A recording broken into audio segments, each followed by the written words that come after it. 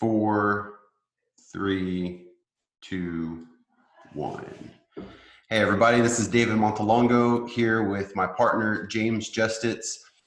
Today we're doing our very first podcast. And before we get too far into things, James, how's it going today? It's going great, man. It's a beautiful day in San Antonio. It actually is a really beautiful day. It's cool, crisp morning this morning and feeling awesome. So this is really a pretty interesting time. And so before we have a lot to cover and a lot of things to get into, but before we get too far into it, maybe we can just set up. This is our first podcast together. We've been wanting to do this for a few months now, and the timing and everything just seems perfect for doing this. And so one of the things we're going to make this interactive. James and I said that we weren't going to be worried about being too polished. This afternoon, we were just going to tee it high and let it fly.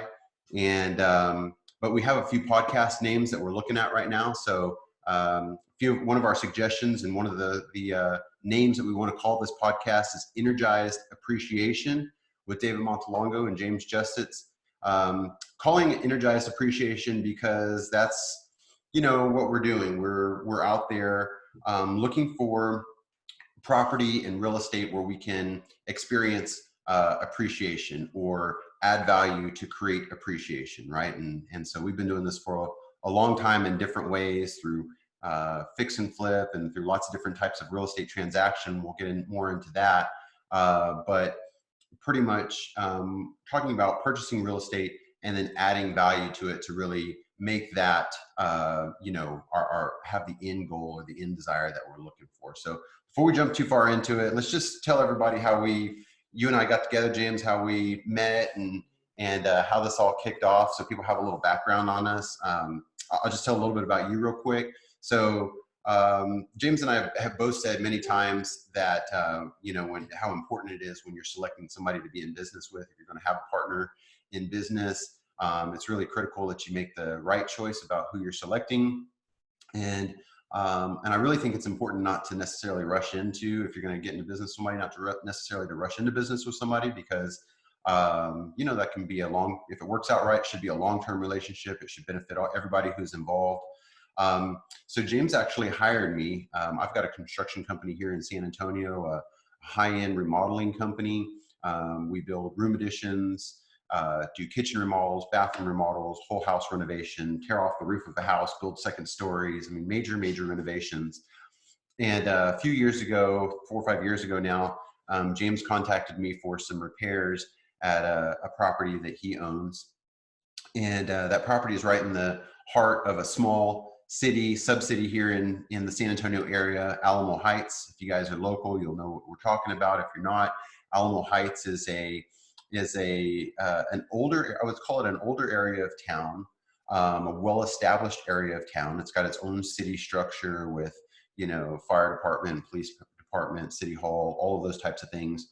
And because it's well managed and well maintained and taken care of, the property values there are really, really great. So you can have a very small property, but price per square foot, it's, you have a ton of value. And so James, one of the things I liked about James from the beginning is he's super strategic about the way that he purchases his real estate. And so the little house that he had us initially renovate or do a little bit of roofing repairs, I think when we first met, it's a small house, about 1,100 square foot house, right in the center, right in the heart of Alamo Heights, and some of the highest price per square foot, where those highest prices are, kind of in that heart of that area. And so after that, James was like, the project went well. It was a small project, but it went well. And James says, you know what, from here on out, if I've got real estate or construction needs, you're my guy. And so I thought that was going to, be a yearly, exterior paint job or, some small little thing that James wanted to do to maintain some of his properties. But James actually had a quite large project that he wanted to move on to. Basically, we doubled the size of another property not too far from your original property there in the Alamo Heights area. And I learned more about James. James learned more about me. I learned that James is a colonel in the Army. James served 2 tours. And so thanks for that, James. That's awesome.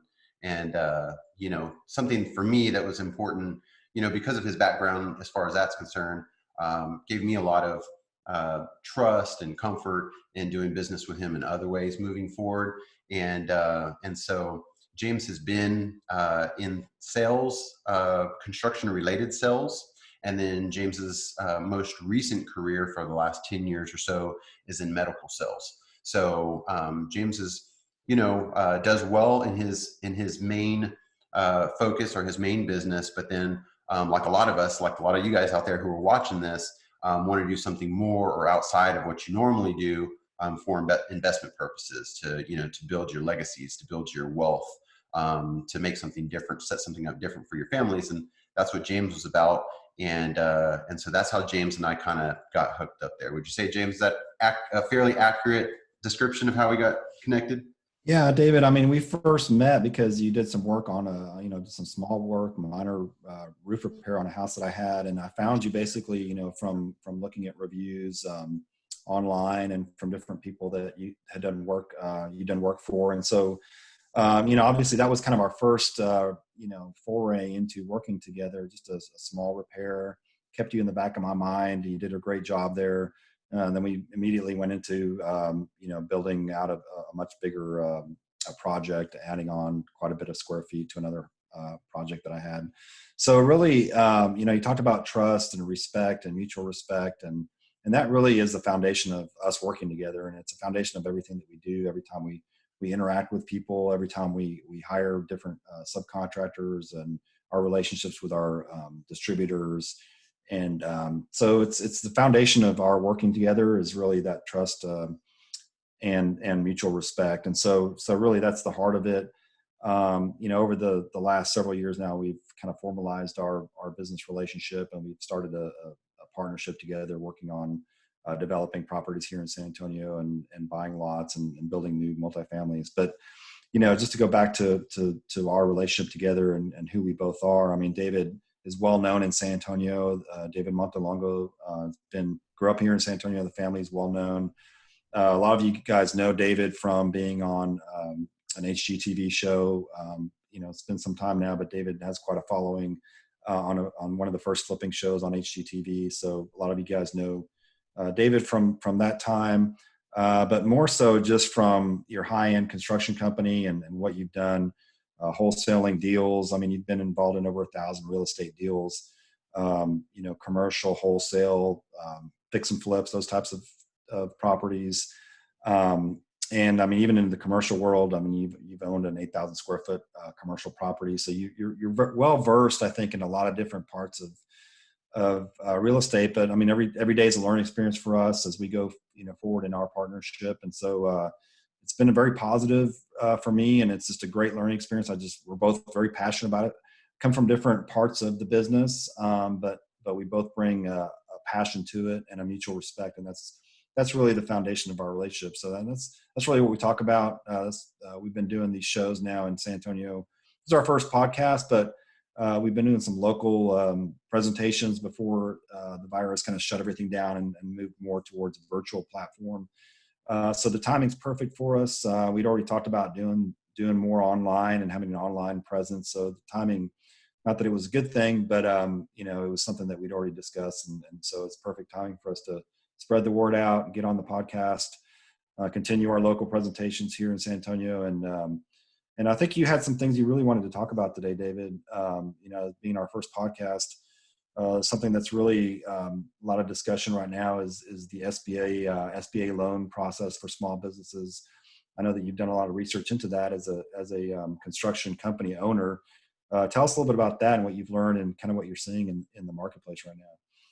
Yeah, for sure. So I would say that, the goal for this podcast is really to, we're out there, actively investing in the marketplace. Doing deals, looking for deals, purchasing deals. And we're in a really unique time right now, right? I mean, this is like, here we are, we're doing this, podcast. And for those of you who are not online yet or not doing things virtually yet in business, I would encourage you to do so, because we all see, this is going to become a kind of a necessary thing. We don't really know how long this kind of lockdown is gonna go on, and even if it ends, in 15, 20 days or, shorter than we think, I think it makes us all aware that if these type of issues arise, we need to be able to be flexible. We need to be able to do business in another way besides face to face. I mean, I'm kind of a face. I think you are as well, James. I'm kind of a face-to-face guy. I mean, if we're gonna have a meeting or discuss something important, I mean, we like getting together, talking about it. Being able to have a live meeting. But right now, that's just not totally possible, right? So, what are we gonna do? Are we gonna, let things grind to a halt, or do we figure out another way and make things happen? And so, if you guys are listening, if you guys are watching this, and you guys are in some sort of construction related business, if you're a real estate investor, if you're doing house flipping, if you're buying apartment complexes, if you're doing whatever, let us know what that is. There's going to be a chat down below. Let us know what you guys are involved in, because that's part of the outcome that we're looking for with this, is really to be able to virtually connect with other people who do things that are maybe not exactly what we do, but similar to what we do, and see how we can create synergy, how we may be able to bring something to the table for your business, and also share some ideas. Maybe you guys have some ideas for things that would work for us in our business. And so just really this powerful exchange. And what's going on right now, I got to tell you, like, anytime that something like this has happened in the past, I'm not the kind of person that I've actually never seen anything like this. I cannot ever remember being homebound because of some major event or occurrence going on, virus related or any other type of event like that.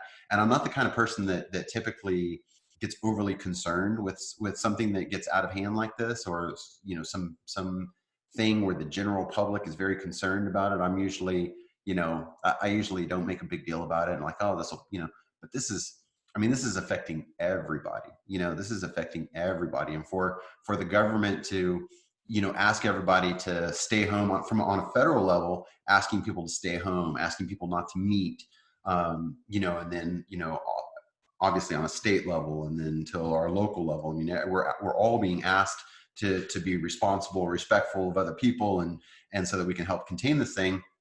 And so we have to figure out a different way to do things, a different way to do business. And so you brought up, James, about this, this loan that's out there, and there's a couple different versions, or a couple different things that are being offered in this loan, and I do want to cover it. I'll say right up front, I'm not an expert about acquiring the funding for this loan. That being said, no one out there is, because this is the first time for everyone. And it's funny because over the last week, I don't know what you've seen, James, but over the last week, I see people come online and touting, that they're going to teach people how to get the money, and they're going to, show them the way, and, oh, you can use this system over here, and it's going to put you at. I actually saw something this morning where a non-SBA lender had gotten some sort of temporary qualification, and they had this online sales funnel, basically telling people to come over into their, into what they were offering, and it would basically kick people to the front of the line, and they would have somebody live to deal with, and basically like done for you, solve your problems, right?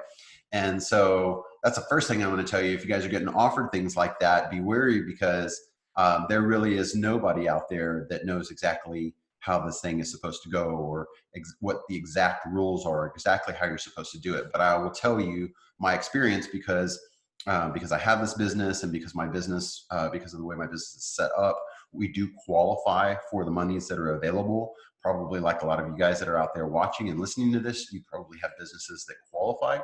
And so it's a big question, like, how do you access this money? Are you eligible? How do you access it? And those types of things. And so I'm just going to give you my experience, James. And if I say something that's unclear, or you want to make clarification, just just stop me, and we'll clarify around it. I'll tell you, number one, there's a bunch of different places that you can go, right? Because it's all the SBA lenders that are offering this type of program. What I chose to do, so I have a few different banks that I work with. Chase is one of my banks, but it's a very large entity, and it's not very personal.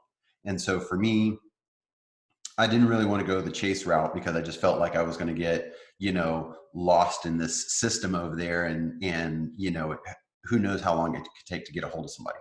And then I actually have accounts with a credit union. So I'm part of Navy Federal Credit Union.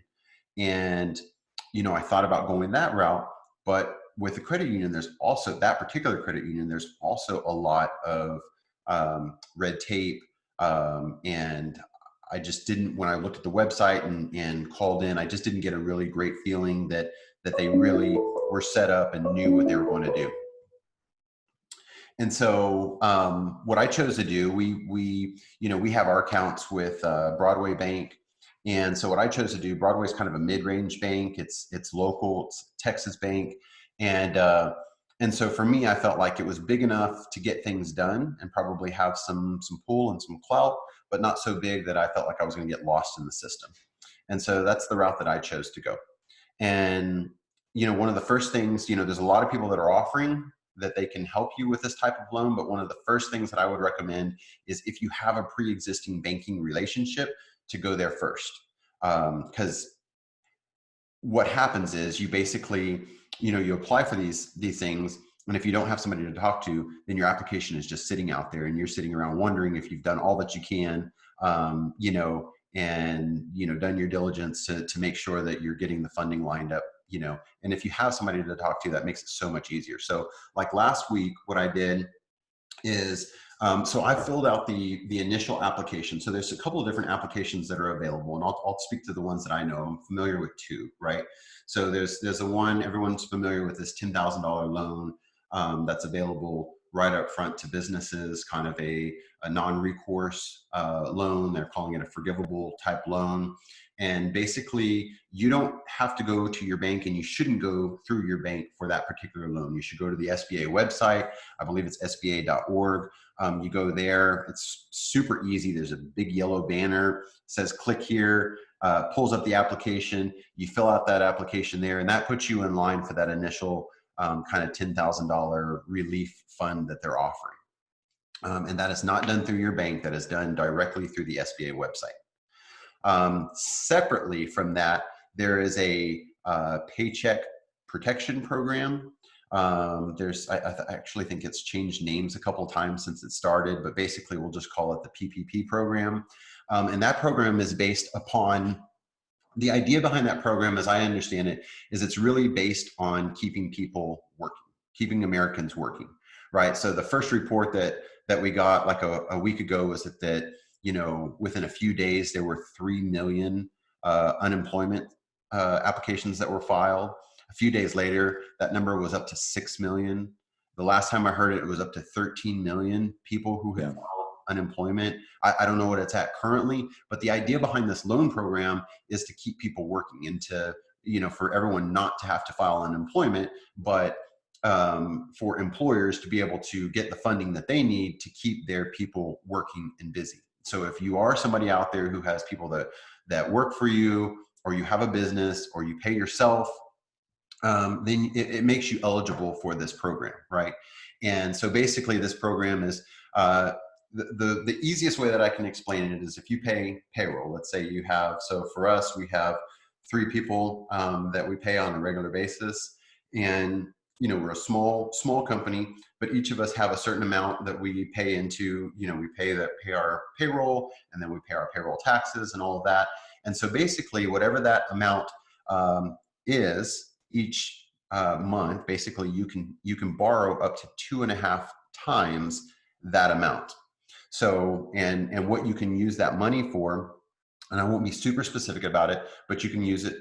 Number one, you need to use it for payroll and for keeping your people employed, but also things like rents, utilities, mortgage insurance, different things like that. But the loan is actually forgivable if you can keep your staff working, if you don't lay anyone off, and you continue making your payroll for the next 2 months, basically, then that amount that you're borrowing is considered forgivable. And so the big thing that I did was not just go out there and secure the financing, but talk to the people around me that were close around me, specifically my bookkeeper. We have, obviously we have our CPA as well, but the bookkeeper really knows the day-to-day. She knows, how we pay our people. She knows, and two, she's staying very up with all the new regulation that's coming out.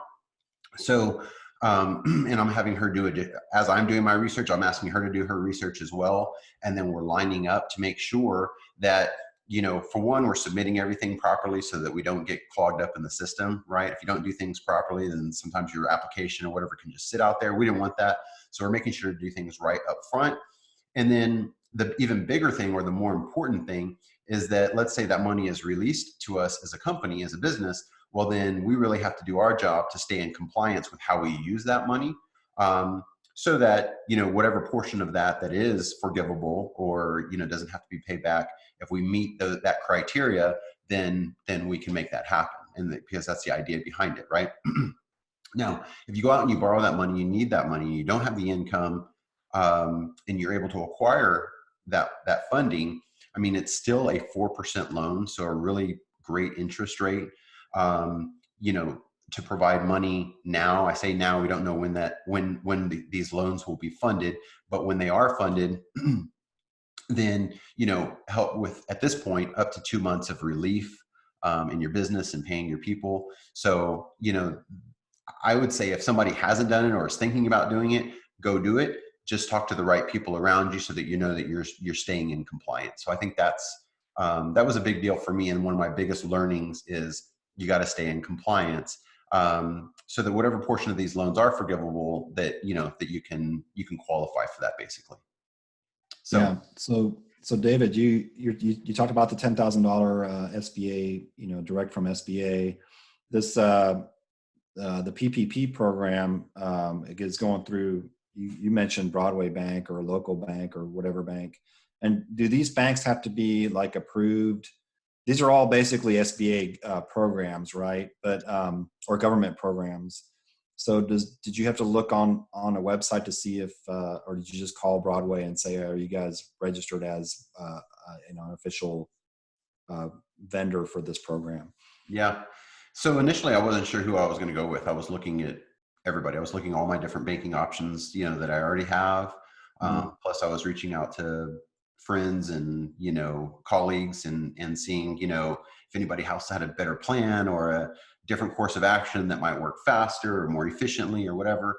And so the biggest thing that I can say to answer that question is that for somebody for an institution to be able to lend that money, they do have to be part of the SBA network.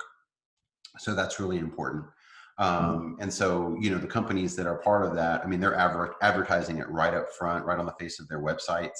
And most of them, like now, Broadway has a big banner across their website, so you know where to click and where to go and where to get the application and where to submit it and all that.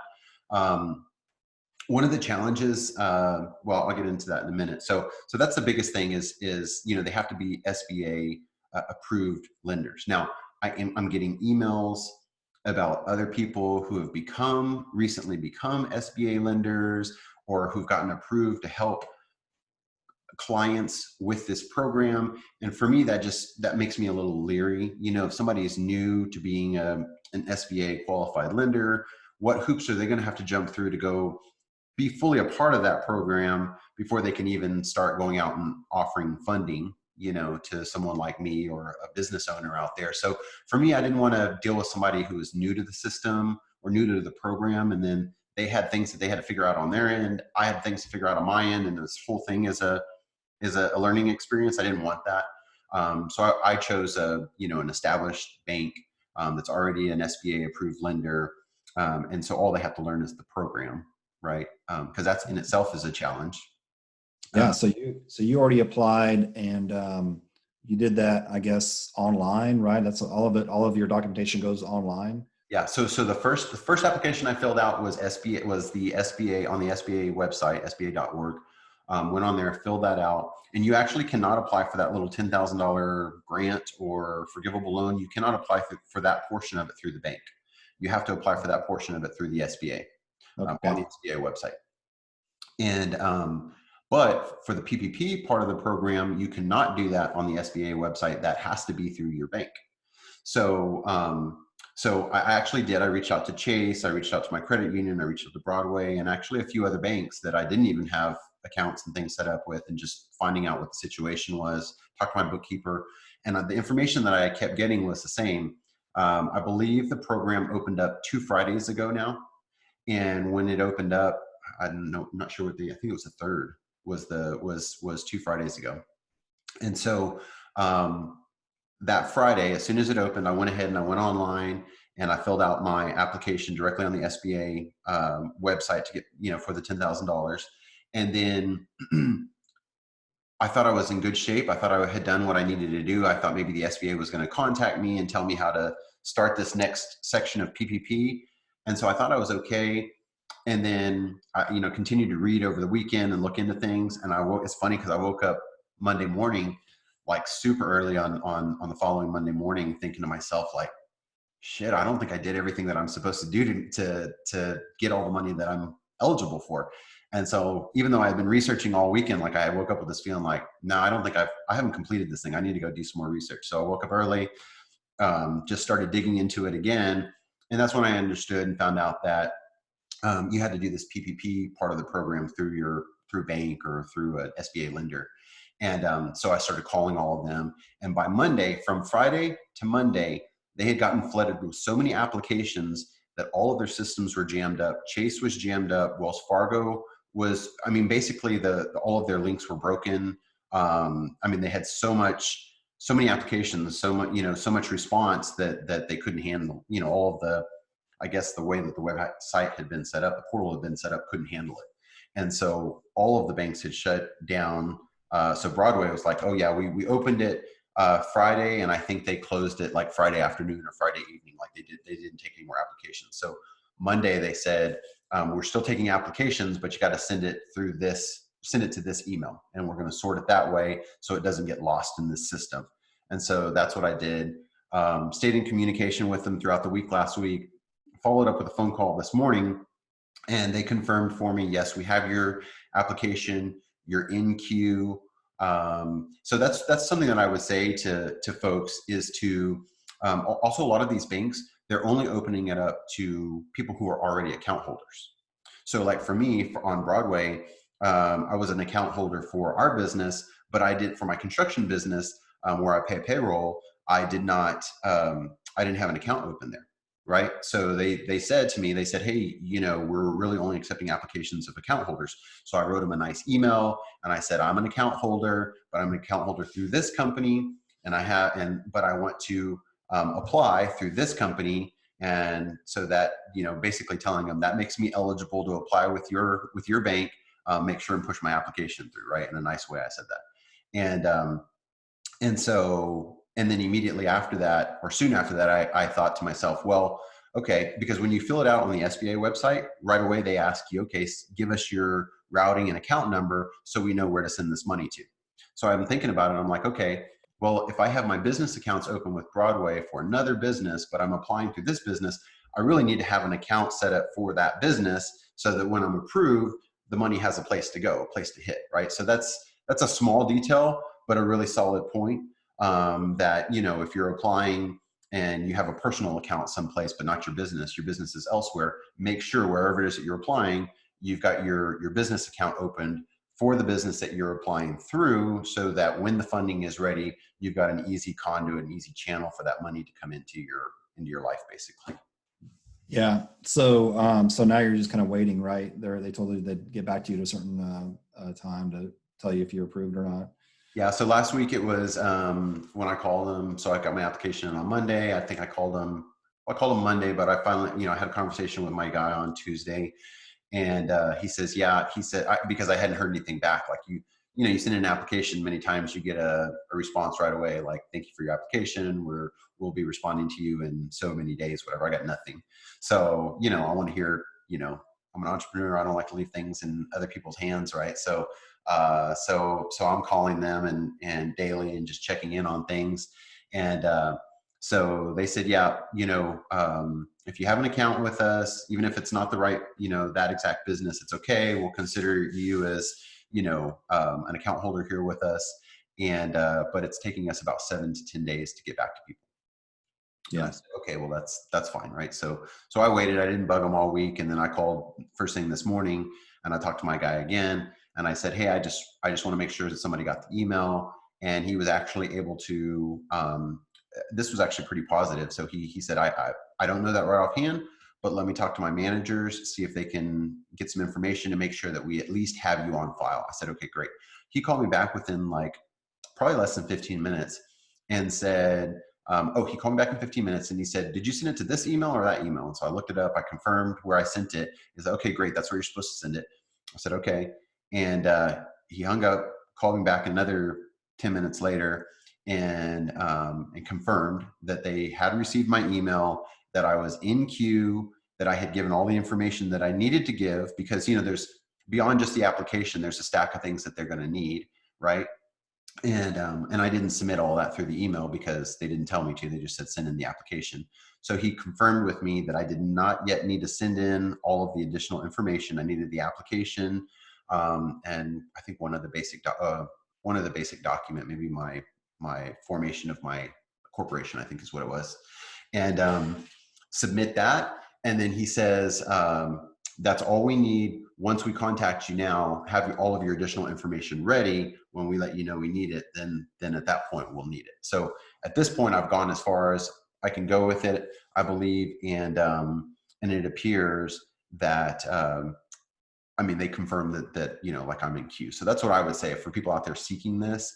Don't just send it out through a portal, or don't just send an email and just sit and wait and hope. Like you gotta find somebody to talk. You gotta shake the trees a little bit, shake the bushes, right? And go out there, see who knows something. If they don't know something, ask them to ask a supervisor. Somebody knows something somewhere, right? So they got to ask up the chain a little bit to get some information. So that's what I would suggest for folks that are out there trying to secure this kind of funding for their company.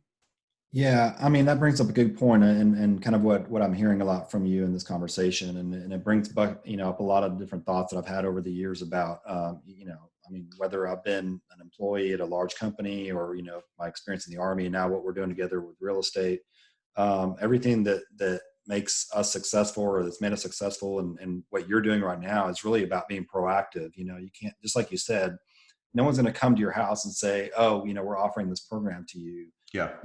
And it's a great program. You have to get involved. You have to make the phone calls. You have to follow up consistently. It's like when you go to the city and we're looking at getting plans and permits for one of our projects. We don't just drop it off and then wait weeks and weeks. We make sure that we're following up, that we know exactly what the status is. Things have come a long way, and people telling us now, and having portals and places that you can see that, that maybe your application is in a certain place right now, but nothing takes the place of that personal phone call, or making sure that you have the right contact at the bank or wherever you're at, with the city for whatever you're doing there, or just in life in general to be successful in what you're doing. I think it takes that phone call sometimes, that persistence. And even though we're a little bit in a more virtual world these days, that means, picking up the phone quite a bit, getting on these different types of venues and making your case heard. So it's going to be interesting to see how this plays out. I'm curious to see how, for your construction company as a small business, how things go with the PPP program, the SBA programs, and looking forward to hearing more about that. I think our listeners will definitely be curious to see, from your viewpoint, and your personal experience, how that's working. And hopefully, we'll get some feedback from people out there and kind of see how that's going for them too. Yeah, for sure. That's a really good point, right? Like the saying, the squeaky wheel gets the grease. Yeah. So, if you're just hanging out and you're not saying anything, that doesn't mean, bug the tar out of somebody, right? That doesn't mean like, become a nuisance, but if you're out there and you're actively, asking questions and you find someone to talk to and things like that. And then the other thing that goes along with everything else, like I see and hear, I think the general consensus with all that I'm hearing out there, like amongst family, friends, and people who are just living life during this time right now, I think people are staying positive. I think people are, it's different, but I think for the most part, people are staying positive. But I think the challenge is that all the unknowns. I think that people can get concerned with the unknowns, not knowing what's going to happen, not knowing how long this type of thing is going to go on, and all that sort of thing. And so for me, I was actually thinking about that this morning. Like, what could I, for other people who are doing this and just living life right now, whether they're employees or entrepreneurs or investors or whatever they are, like what could I tell people that would, give them some perspective of how I feel about things. And for me, the way I feel about things is that you got to keep moving forward. We're homebound right now. We're asked to, I get out every day because I've got projects that I'm overseeing. And so I have learned a lot. And what I've learned that I actually can be more efficient working from home. Like I can direct a lot more people, send people in different directions. I can actually accomplish more from a command center than I can bouncing around and running all over town, even though I enjoy being out. So I think I've actually gotten a little bit more efficient from that perspective. But the other thing that I learned and that I would tell folks is that you got to keep moving forward. Like you can't stay stagnant. You can't stay stuck because that doesn't help anything. Because this is going to end, right? Like everything is runs through cycles, and everything has a season. And when that's over, then you go into the next season. And if you did nothing, if you didn't do any planting or sowing of the seed, then there's not going to be anything to harvest, right? So you got to go out there and you got to keep hustling, keep making things happen. And so for you and I think that's a pretty good segue into what we're doing right now, because, we just said, okay, what are we going to do with this? And, are we in a place where we need to hold? Are we in a place where we can press forward? Between you and I, it was like, no, let's move forward. Let's press forward. Right. So, in the last couple of weeks, so at the beginning of the year, our whole current operation started, we've been developing it for a while, but really got aggressive in December before the new year, bought up several lots, bought up 4 lots. And we're about to close on 2 more tomorrow, actually. So here we are in the middle of this pandemic, closing on vacant lots. I don't know about you, but I'm pretty proud of that. I think that's pretty awesome. And also have, working on, just steps away from securing funding for a first project, moving forward with or without funding on the first project. Got all of our plans complete, all of our engineering complete. And Friday, just this last Friday, got everything submitted for permits to start building a duplex.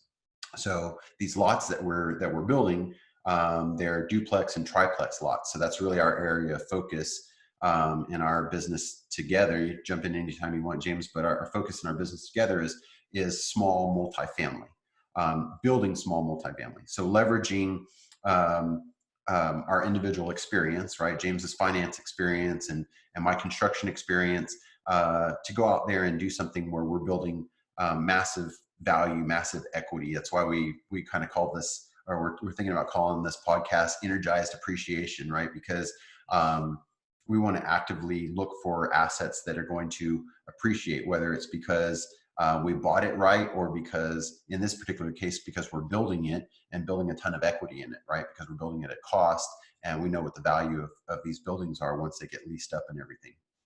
So, Yeah. right. So right in the middle of this thing, submitted permits, and probably weeks away from ready to break ground and take the next steps. Yeah, it's like you said, we haven't slowed down at all. We're mission focused. We're moving forward with our projects. We're talking about what we're doing. Still very excited about everything. And so, I think as we move forward with our conversation here, we'll talk more about what's happening in the marketplace. Right now with kind of this coronavirus, quarantine issue that's happening. The SBA loan situation, kind of hear, your experience with it and what you're learning about it. And then we'll talk more, I think, about, our personal, goals and how we're doing with our construction, our investment, our duplexes, our triplexes, our vacant lots that we're buying around the San Antonio, close to downtown area. So that's, we'll have some guests on. I think it'll be an interesting, exciting time. And so, hopefully we'll be, able to get out the word and have a, pretty good amount of people that are just listening to what's happening and getting feedback. And so definitely, give us your feedback. Let us know what's out there, what you're seeing out there in the marketplace, whether it's in San Antonio or anywhere around Texas or outside of the state. We'd love to hear what's happening in your different parts of the world. And so, we look forward to hearing from you and talking to you soon. Before we jump off, I like that. Before we jump off, just because I think it's really important. I think people want to know what's going on. And you just leased up one of your properties, which is kind of cool. We tell us about that process a little bit. Yeah, I mean, it's a rental house that I have. It's in Alamo Heights, a small house, but I had it listed, basically like a week before everything just kind of shut down, right? And so, there was it was shown a couple times in person by different realtors. It was listed on MLS, and then everything just kind of shut down, and everybody kind of paused, and I got slightly concerned, just about the situation, and but I kept it on the market, and just within a week after all that kind of paused and slowed down, and people were showing it again, and within a few days it got leased at full asking value. So it's just to me, it's just it's still a strong market. I mean, people will say, well, you need to slow down. You need to, people aren't going to be able to rent properties, or everybody needs a place to live, even in this market. There's still, the economy is going to come back soon, and so, to me, it just makes no sense to stop, at least in our situation. Some people might have to slow down what they're doing based on their personal situations, but for us, it's full steam ahead. Excited about what we're doing, excited about the San Antonio market. And so, we'll be back on soon, and we'll have more information for you. Cool. Yeah, I think that's good info because, well, right after this all broke out, right after things first happened, that first week, I think people just because this never really happened before. Everyone just kind of froze for a minute. But, you getting your property leased up and everything, I think that shows that, people have to find a place to live. People have to, keep going and stuff. So, we're going to have a ton of more information about what's coming out and what's going on in the marketplace. I do definitely think that there's going to be some changes. I think the market will continue to stay strong and to move, but I do think that we're going to have to, as investors, adjust things slightly, get smarter about how we do things, and that's some of the things that we're going to be covering in our next topics and everything. So, anyways, I'm excited about this. I think this went well. Again, you guys, if you'll just put your comments down below. We're talking about energized appreciation for the name of the podcast. But if you guys got some suggestions, hit us up with some suggestions down below. Let us know what's going on in your business, how things are affecting you, what's going right, what's going not so right, and how we can all get better from it. So that's all I got, man. This is a good first run, and looking forward to a bunch more of these, James. Yep, me too. Thanks, David. All right, talk soon.